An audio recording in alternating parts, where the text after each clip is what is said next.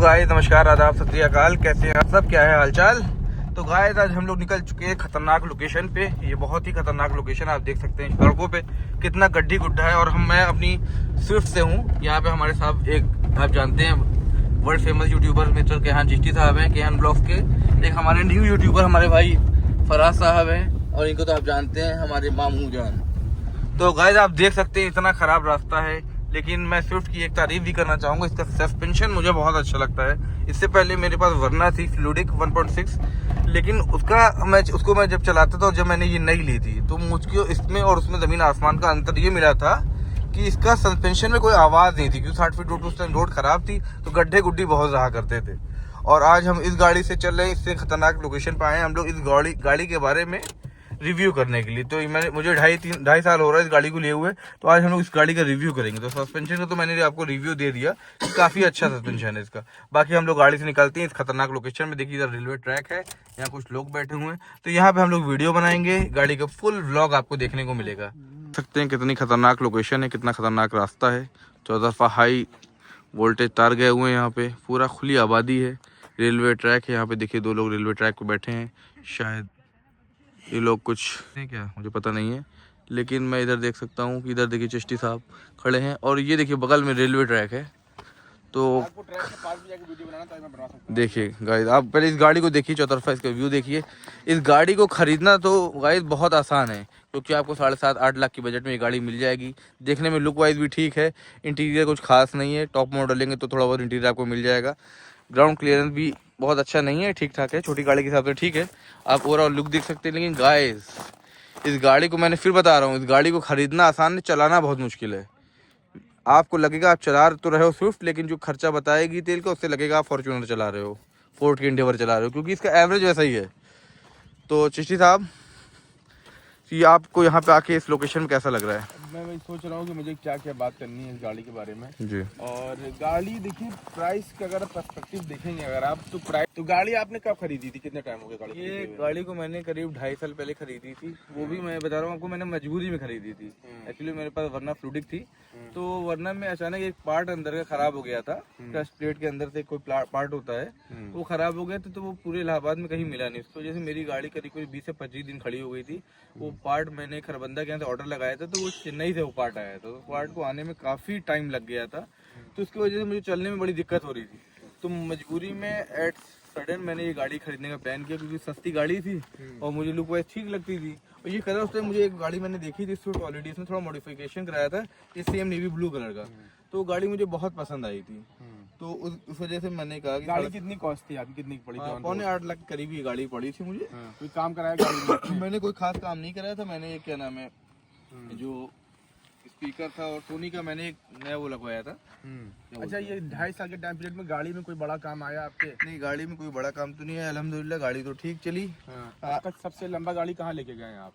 गाड़ी को तो बहुत लंबे लखनऊ और आसपास के एरिया में जाती है। लखनऊ जाते आते ऑलमोस्ट 420-450 किलोमीटर होते हैं, तो कितना तेल गाड़ी पी जाती है आपकी? लेकिन गाड़ी मान के चलिए 3500 रुपए का तेल लग जाता है आपको पेट्रोल आने जाने में।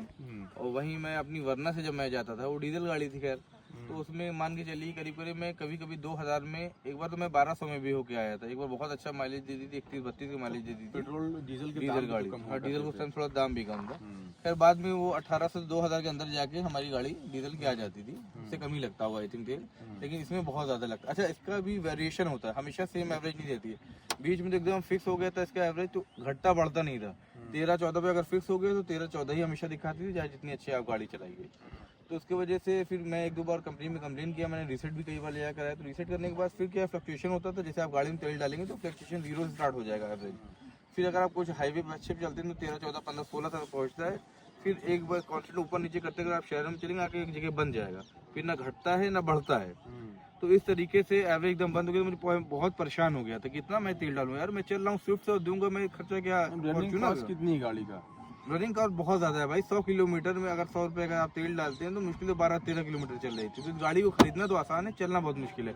मेरा ये सजेशन है कि आप इस गाड़ी को ना खरीदे तो बेहतर है। मारुति इंडिया आपको कोई सपोर्ट नहीं करती है, और 2-3 बार मैं ये बात कहना चाहूँगा इनसे कि ये पॉइंट भूल गई, गाड़ी वीक बहुत आता है। गाड़ी ऐसी है कि दरवाजा अगर आप देखिए तो इधर आप सुनिए, कितनी हल्की आवाज है, टीन की आवाज सुनेंगे। ये देखिए, अगर किसी मजबूत रिक्शे वाले ने मार दी तो गाड़ी आराम से बढ़ जाएगी। आगे बैठिए, मैं बताता हूँ बात। आगे बैठो सीट पे। उधर तक वीडियो बनाना है, उधर तक खुल की वीडियो बनाना।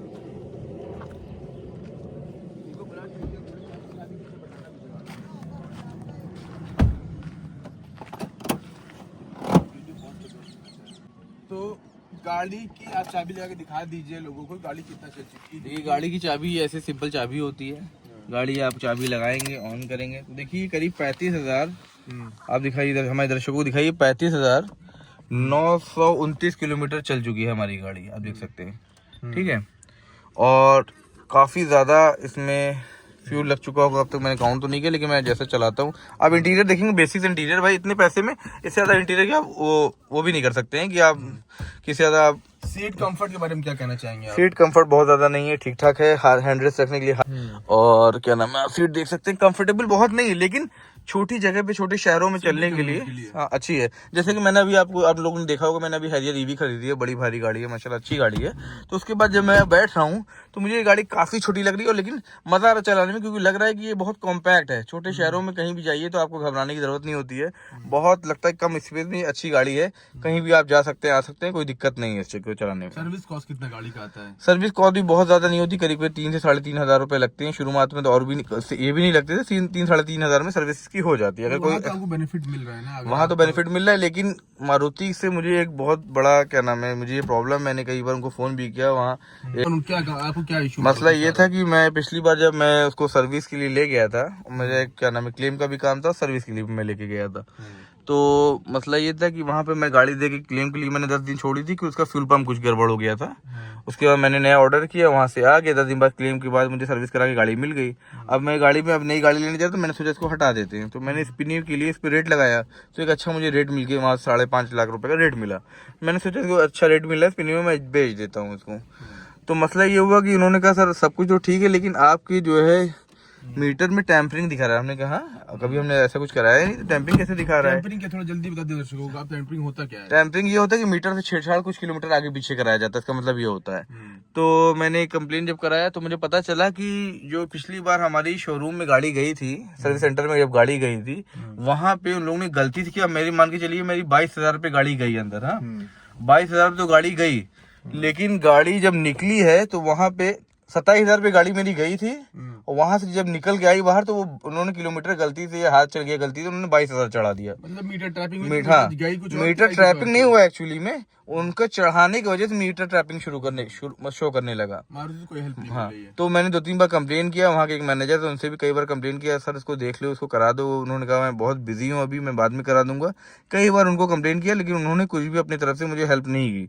कई बार मैं कंप्लेन भी कर चुका हूँ मारुति से, मुझे बहुत बड़ी शिकायत है। इलाहाबाद प्रयागराज में अमित दीप मोटर्स में मैं सर्विस कराने गया था, वहाँ पे इन्होंने मेरा गलत क्या नाम है टाइप कर दिया वहाँ कंप्यूटर पे कि मैं 27 पे गई थी, 22 पे निकली, मीटर टैंपरिंग शो कर रहा है। मैंने कई बार कंप्लेन की, इसकी वजह से मैं गाड़ी अपनी बेच नहीं पाया, और मुझे बहुत दुख है इस बात का, मुझे अच्छा रेट मिल रहा था, मैं गाड़ी अपनी बेच नहीं पाया।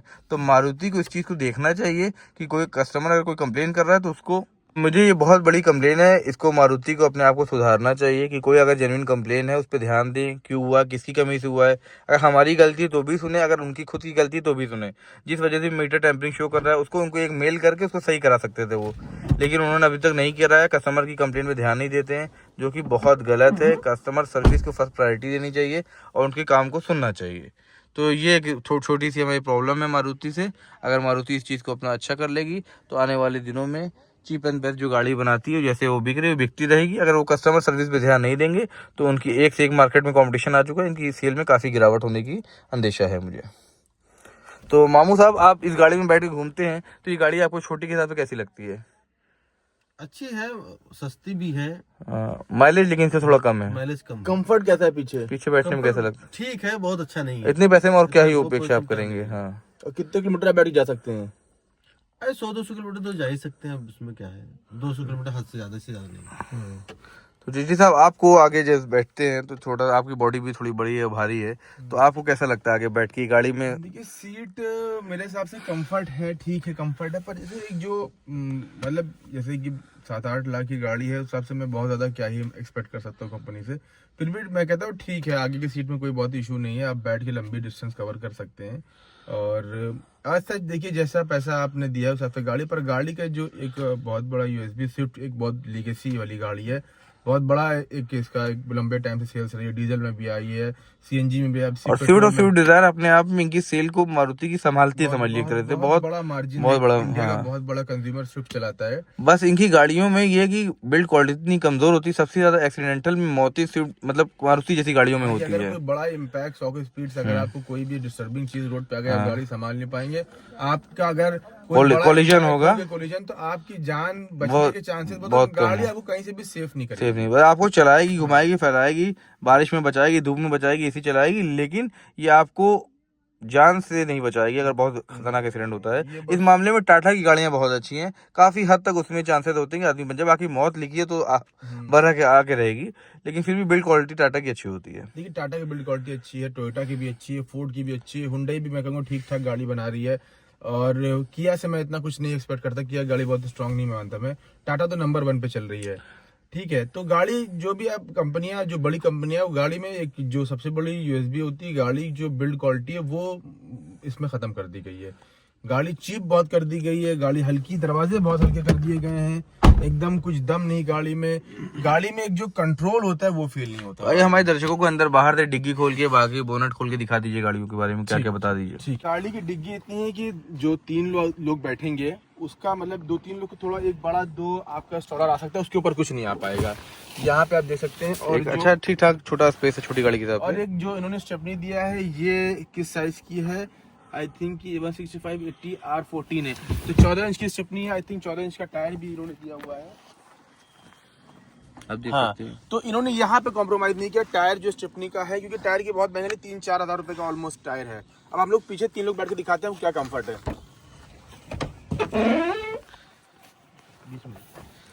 तो गाइस आप देख सकते हैं अगर 3 लोग पीछे अच्छे खासे हट्टे कट्टे लोग बैठ सकते हैं, चिश्ती साहब जैसे और मामू जान बैठ जा रहा हूँ, मेरा हेडरूम कुछ बचा नहीं है, हेडरूम मुश्किल से इतना ही स्पेस हेडरूम में है। देख सकते हैं। ही नहीं है पीछे। 3 लोग के लिए गाड़ी है कि नहीं? आप ये नहीं बनी है 3 लोगों की गाड़ी। 3 लोग बैठ, लेकिन मजबूरी में चाहे जो आप कर ले, मजबूरी में हो गया यहाँ पे टाइट हो गया है। और आगे वाले की सीट पीछे और है, जो तो कि सब लोग कोई देखिए आपकी हाइट कितनी है? मेरी 5 फुट 9 इंच, मेरी 5'9" हाइट है, इनकी 5'10" हाइट है। ये 5'11" कितनी हाइट है आपकी? 5'10" हाइट है। तो इतने 3 लंबे लंबे लोग जब बैठ जाएंगे तो स्पेस कुछ भी नहीं। आप देख सकते हैं कि नी रूम कुछ भी नहीं बचा हुआ है।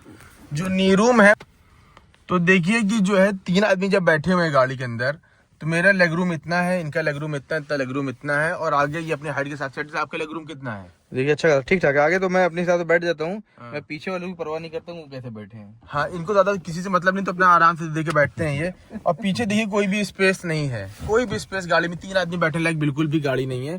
3 आदमी बिल्कुल भी इसमें नहीं बैठ सकते हैं। ये 2 आदमी या 2 जो लेडीज जो हैं जिनकी हाइट कम है वो इसमें आराम से बैठ सकते हैं। तो पीछे का स्पेस आपने देख लिया, अब दिखाते हैं गाड़ी आपको आगे से। आगे आप देखिए गाड़ी के जो टायर साइज दिया हुआ है यहाँ पे वो 165/80 R14 है। इंजन देखिए पेट्रोल इंजन है, खाली सा है, भी बैटरी इसकी रिप्लेस हुई है। और यहाँ पे इंजन में बहुत कुछ ज़्यादा है नहीं। पीछे देखिए कि कुछ अंदर से ऐसा कोई चीज़ गार्ड वगैरह लगी नहीं जो इंजन को प्रोटेक्ट करे। अगर नीचे से कोई चीज़ इम्पैक्ट मारेगी तो इंजन पे आके लग जाएगा। ये कंपनी की कॉस्ट कटिंग प्रोसेस होता है, कंपनी पैसा काटने के लिए सारी चीज़ें करती है।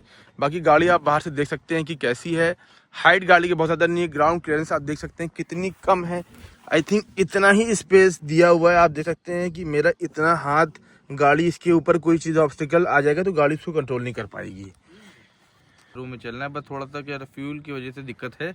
अगर इसके एवरेज जैसे कि कंपनी क्लेम करती है कि 23.4 का एवरेज देती है ये गाड़ी अगर 20 के आसपास भी एवरेज देगी तो एक इकोनॉमी इंसान को, एक एवरेज इंसान को चलाने में इसको दिक्कत नहीं आएगी। सस्ती गाड़ी रहेगी। लुक वाइज भी अभी जो नए मॉडल आए हैं वो अच्छे हैं, बेहतर हैं। अगर उनको ये गाड़ी एवरेज ठीक देती है तो मेरे हिसाब से ये बहुत बेस्ट गाड़ी है शहरों में चलने के लिए। लेकिन लॉन्ग रूट पे, हाईवे पे मैं सजेशन नहीं करूंगा क्योंकि वहाँ पे एक्सीडेंटल चांसेस ज़्यादा होते हैं। तो इसकी वजह से इस गाड़ी में आप कंक्लूजन को देना चाहेंगे जनता को? ओवरऑल ये है कि एवरेज बहुत कम देती है, ये मेरी एक शिकायत है।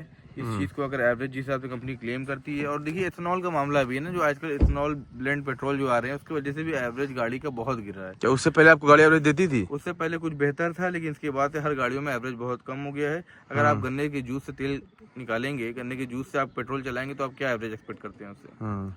बस ठीक है, तो फिर कंक्लूजन ये है कि गाड़ी जिसको सस्ती गाड़ी ना, इसमें खाली एवरेज अच्छा हो जाए बस, एवरेज अच्छा हो जाए तो गाड़ी ठीक है। और बिल्ड क्वालिटी पे आप कुछ नहीं क्वालिटी करें। तो बहुत ज्यादा इसकी नहीं है, तो मैं ना आपके बारे में कहूंगा ना, कंपनी बना के देगी आपको 7-8 लाख में, बिल्ड क्वालिटी वो देगी नहीं देगी। कोई भी कंपनी नहीं दे सकती भाई। ठीक है, तो okay, thank you so much. आप इस लोकेशन को एक बार मैं दिखाता हूँ आपको, लोकेशन आपको रेलवे ट्रैक दिखाता हूँ मैं। तो गाइस आप देख सकते हैं, शानदार शांत माहौल, खूबसूरत लोकेशन, बेहतरीन जगह। एक गाड़ी की रिव्यू करने के लिए इससे अच्छी आप क्या समझ सकते हैं, इससे अच्छा क्या ही लोकेशन मिलेगी आपको। ये बहुत अच्छी लोकेशन है, ये लोकेशन प्रयागराज में है, ये बख्शी बांध के आगे ये लोकेशन पड़ती है गाइस। बहुत अच्छी लोकेशन है, बहुत प्यारा प्रदेश है, बहुत अच्छी सिटी है ये। तो इसी के साथ हम अपना ये व्लॉग यहीं ख़त्म करते हैं। आई होप आपको ये हमारा रिव्यू पसंद आएगा। प्लीज़ लाइक कीजिए, शेयर कीजिए, सब्सक्राइब कीजिए। एडवेंचर कुछ मस्ती का ये हमारा पेज, ये हमारा चैनल, इसको आप आगे बढ़ाते रहिए, इसको बहुत प्यार दीजिए, इसको नई नई बुलंदियों, नई नई ऊंचाइयों पे आप इसको पहुंचा दीजिए। Thank you.